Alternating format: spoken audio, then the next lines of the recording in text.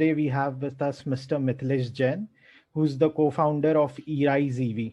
Hello, Mithlesh. Welcome to EV Talks by EV Dunya. Hello, Subodh. How are you? Good, sir. Thank you. How are you doing? Thank you for having me. Yeah, it's a pleasure to host you. So I'll just start with a quick introduction of Mr. Mithlesh. So Mithlesh has always been fascinated by and loves automobiles, and he has a vast experience in this sector. He's always believed that electric mobility is the future of transportation. Now, considering this, he founded eRise EV in the year 2021 and has been constantly growing ever since.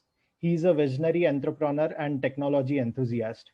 Mithlesh is spearheading the development of an entirely new industry with completely new technology in his company, eRise EV.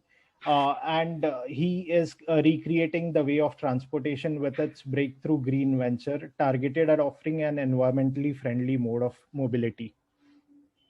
Mithlesh, like I said, he is an accomplished young entrepreneur and leads all product design, engineering, and manufacturing of the company's electric vehicles and battery products. With his unmatched technical knowledge and hands-on experience in the automobile sector, he has played a pivotal role in the inception and growth of ERise EV. Now, talking about his educational background, Mithlesh has completed his mechanical engineering at NIT Kurukshetra, which is one of the most reputed engineering colleges in India. He later joined SAE India, during which Mithlesh, along with his teammates, made India's first all-terrain vehicle. Mithlesh has also hosted several technical workshops named Autokriti. Not sure a few of you have already heard about it.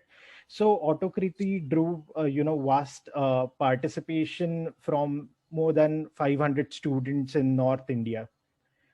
Mithilesh earned the prestigious letter of appreciation from director of NIT Kurukshetra for his significant contribution to virtual design of the all-terrain vehicle that was selected for Bajaj SAE India 2012. He has previously worked with leading and renowned firms such as Nitrox and Emerson Network Power. He holds a vast experience in this sector. Welcome to EV Talks again, Mr. Mithilesh. Thank you, Subodh. Thank you for the introduction. Yeah. Now, I have a few questions for you, sir, which will help our viewers better understand, the products of ERise EV and what the future looks like for ERise EV. So, to start with, can you tell us a bit about your parent company, KL Group, and how you got into the EV industry? Yeah, definitely. So Subodh, the KL Group is founded in 1971. Basically, we first started with the petroleum products, and we work with two big giant companies, the IOCL and the BPCL. Both are the government companies. Then after, as the new generation came in, me and my brother, we diversify the project and started the construction business also. We therefore do the runway resurfacing projects and the building of the national highways also. So, but being the engineer at heart, as you have also said, and keen automobile interest, I have, and me, my brother also. So we started the dealership of Hero Electric, basically. So at that point, even we know that we want to do something in the manufacturing of the automobile industry, and it is a very great. At that time, also the electric industry is very growing rapidly. So we took the dealership of Hero Electric. There we sold around more than, from that point of time, we sold more than around 10,000 vehicles. And during that time period, we got the hands-on experience of the customer input. What is customer requirement? What does he need? And we also got the critical knowledge of very components, like the electronic components of the vehicle. We got the information about the technology and the whole vehicle also. So being in the dealership also, it motivated us, inspired us to, enter into the product space also. We were first giving the service to the customers, different customers. So after that, we entered into the product space and tried to build our own brand, the ERise Drive Electric. In 2021, mid of 2021, we created our own brand, ERise Drive Electric. incorporated in the KL EV India Private Limited. So that's how the seed is basically, planted, and we would like to see it grow to many heights. Yeah. Yeah, thanks for giving the background, Mr. Mithlesh. So it's great that you kind of first understood the problems with the current EVs and then trying to solve those. So that's really great. Now, moving on, can you tell us about your upcoming scooter launches? Uh, Maybe the features of them, whether they are high speed or low speed. Yeah. So, see, the company has a vision. Basically, we want to be the electric mobility solution company in and all, Mhm. and we want to give electric mobility solutions to the customer and the consumer under one roof. Right. So, we have developed a whole diverse portfolio according to that. There will be both low speed and the high speed. And in the low speed, we have made three different models according to the price range, the customer requirement, and the price, basically, the customer basic requirement, it covers all. Right. So the first model is the E1 model, that is the entry level model. It Mhm. is has the feature wise, if I talk about, it has a ergonomic seating, the comfort. Basically, it caters to all the basic necessities of a rider, whether it is he or a she. They're both comfortable with the vehicle, and we have already tested that also. Mhm. The second model is the E-spin model. Basically, this model is a trendy and stylish in design. And here we can say it is a model for the youngsters of the India, the youth. The youth will definitely love this product. And during this product design also, basically we took the survey and we share some clips and designs to some youth, and they definitely loved it. So we made this model for the youngsters. After that comes the third model, E5 model. It is a whole family package, basically a family full scooter model. And during designing of all these models, I just want to emphasize on some points. Like, we did basic thorough R&D on this, and like due to Indian road condition, like for example, we provide the headlamp in the handle only. So due to the night road conditions in India, the customer can have a easy visibility and better visibility at the Right. night. So, and these all models, we are dealing in the lead acid battery and also the lithium batteries. So our focus on the LFP battery also. So as we move on to the high speed, it is already in the process, and we will be launching two high speed models. One will be the commercial model, and one will be for the consumer model, because the industry is divided into two segments basically. Right. One is B2B and the other is B2C. So the commercial model will be for the B2B platforms, like the last mile delivery options. There, the market is increasing Absolutely. at a very good speed. Yeah. Mhm. And the second model will be for the B2C, for the consumer needs. Correct. And other than this, the company is also working on the motorcycle and the bicycle space. So by 2023 or later on, we will be launching the bicycle and the motorcycle also. So together, putting all these, we will be have a diverse portfolio according to all the customer needs. So if a customer enters the ERise showroom and have a look, so he will be having the complete wide range. Yeah. Understood. So thanks for telling us about, all the current products that you have and the upcoming launches. So that gives a great insight into your product portfolio. Now, moving on, can you brief our audience about your dealer network and the availability of your scooters? Yeah, so let's start with that, and I'll have a follow-up question on that. Yeah. See, the electric market is, 80% is still unorganized. As we can see, there is a whole lot of segment of the low speed. Basically, I think we are selling around 10 million vehicles, but still, I think 1 million vehicles, sorry. And the 80% is still the low speed vehicle. And it is Right. a very unorganized market. Mhm. So when we were the dealer of the Hero Electric, we try to understand the concern and the challenges of the dealers. Mhm. Means what are their concerns and what are the challenges that they face during day-to-day working, and about the products and about the services also. So we got the product, but not the service. This is right now happening in the EV segment.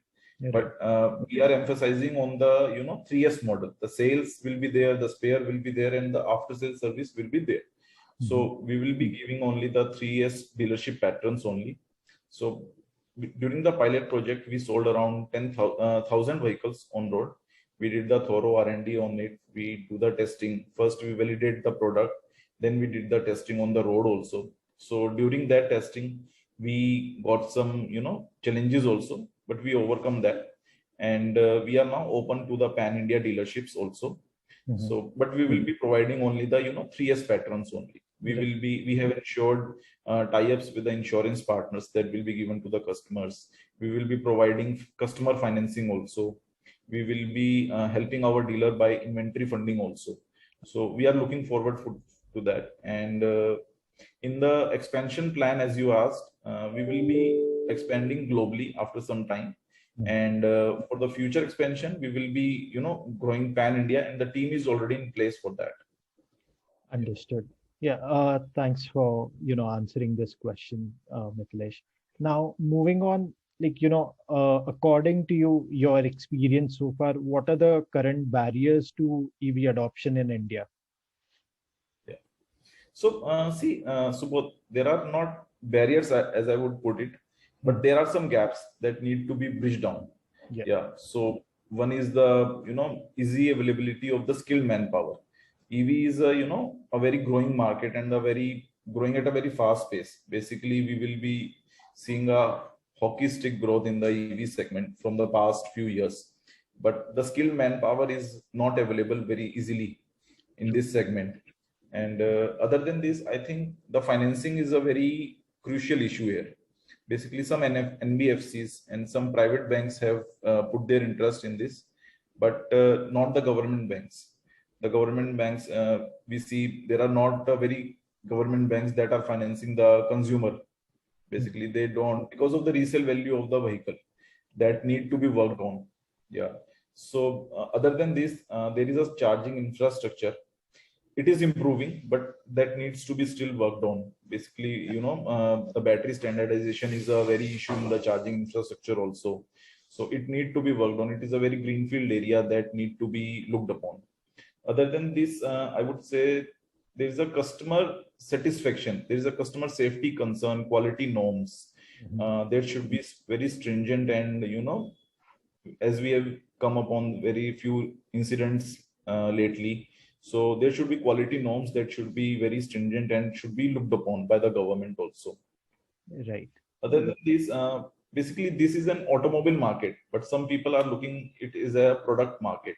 So we believe that this is a service industry, and in the service industry, we have to provide the spares, we have to provide the after sale service area, and the customer satisfaction is the utmost, goal of the company, of our company.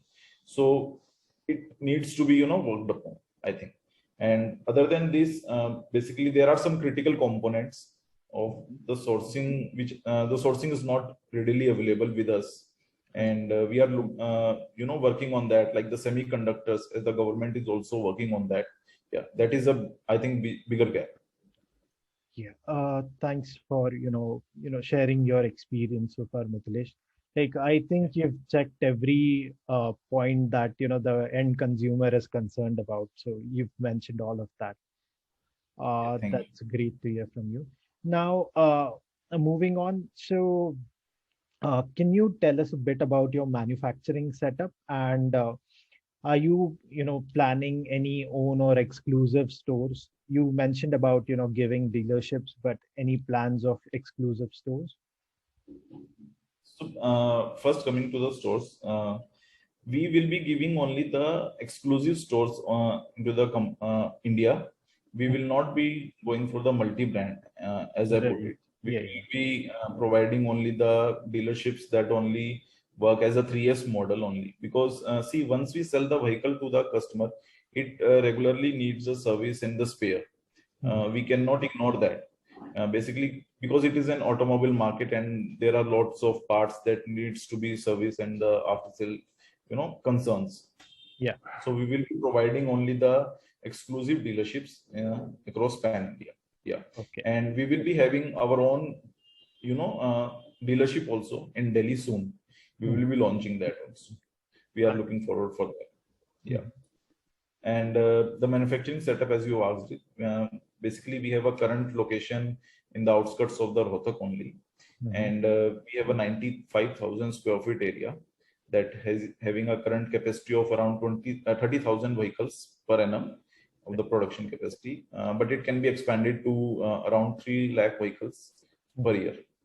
That is a goal we want to achieve. Yeah.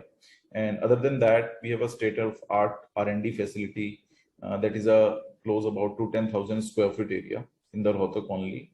And other than that, because see, when we did the dealership project and we sold around 10,000, we have sold more than around 10,000 vehicle on road. Yeah. So we tried to understand the vehicle components. We tried to understand the customer requirement. So we first started the R&D facility and then went on to the manufacturing facility. Like this, we established our brand. Yeah. Understood. Yeah. So thanks a lot, Mithlesh, for giving our viewers insight into ERise EV Drive EV, and then again your experience so far in the industry. That's really great to hear from experts like you. So thanks a lot for giving us your valuable time and sharing your experience with our audience. Thank you so much. Thank you, Subodh. Thank you for having me. And EV Dunya is a very great platform to encourage our own startup and startup like us. I have seen lots of videos and lots of content on your website also. Yeah. Yeah. Thanks a lot, Mithlesh. Thank you. I mean, it's people like you, experts like you, who help us grow as well. Thank you. Thank you, sir.